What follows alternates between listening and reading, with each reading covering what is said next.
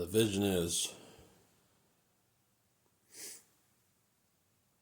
there's a man preaching or testifying, trying to share the gospel amongst a crowd of bypassers, people that are passing by. It's like a downtown type scene, and everyone's moving about, going about their day-to-day business. They've got their phones out. They've got all this kind of stuff that they carry with them everywhere they go, and they're just about their day-to-day business, doing their shopping, doing whatever it is that they're going to do for that day. But there's a man that stands on the side, a man that has a message, and the message is that there's hope in Jesus.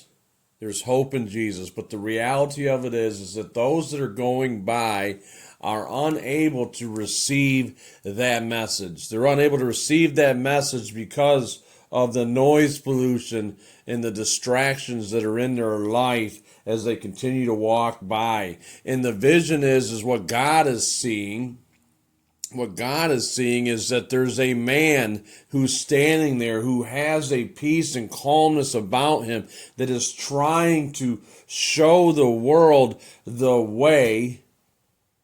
And those people that are walking by that are distracted in reality is the same as a battlefield scene, and everyone's running about scattered trying to find cover, even though they don't even realize that that's what's going on. That's what's happening in the spirit realm.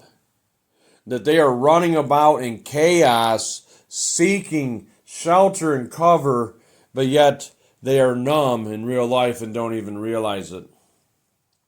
And what the one man who's in peace is there that's trying to show the way to the narrow gate, to show the way, the opening to the way to the kingdom, to the way to heaven.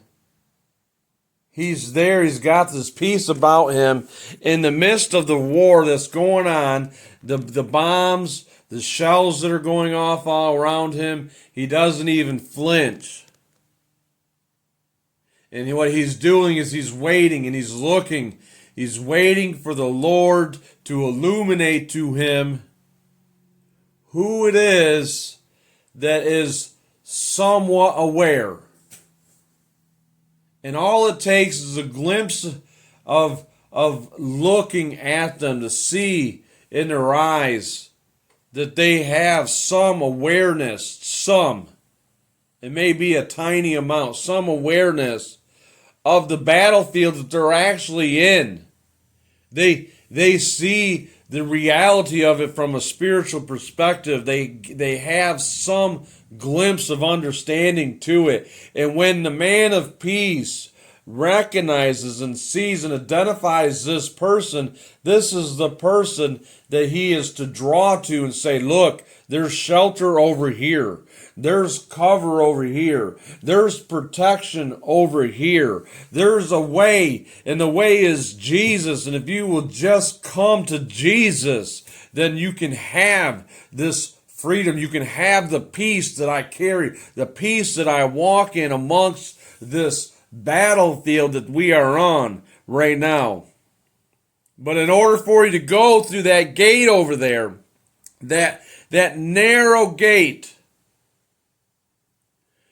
you have to release, you have to let go of what you are gripping onto right now. You're not able to go through that gate with what you're carrying, because naked you come into this world and naked you will leave. You cannot take that. It's the same thing as the dog that's got the big stick in his mouth and he wants to go through the door or the gate. And every time he tries to go through it, the stick hangs him up and catches him and stops him. He can't get past the opening because each side of the stick is hitting the gate post or the door lintels. And it's the same thing when we try to pass through or think that we're going to go into the kingdom of heaven. through that narrow gate, carrying this baggage, this stuff that we have this grip to here in the earth, we're not going to do it. We're not going to do it. But it's sad because the masses, the majority that are on that broad path are oblivious to the battle that is going on around them. In the name of Jesus.